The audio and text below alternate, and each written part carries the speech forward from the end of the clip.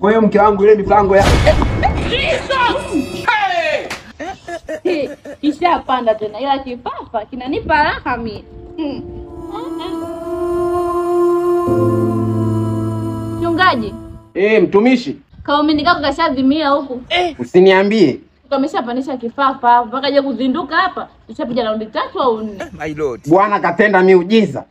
Kakishazinduka unajifanya kama ulikuwa unamuombea au unaelewa mambo yetu. Ngoja nije huko. Okay. Huyu naye kifafa sikimuua tu nitoe mke wa pili mama. Bwana mchungaji achana naye bwana, twende ndani ukaichape bwana. Twende mama maana. Mchungaji. Mambo.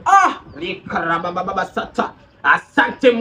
Asante Mungu umetenda miujiza. Mungu unastahili kuabudiwa.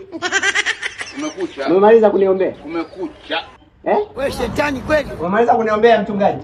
Hello. Umemaliza kuniombea? Mama wewe. Kwa mwanangu na tabia yako, kila nikipandisha kifafa mwanangu unaingia na mke wangu ndani mwanangu. Mimi kosa yangu kuuma kifafa, si ndio? Umesahau sadaka mchungaji.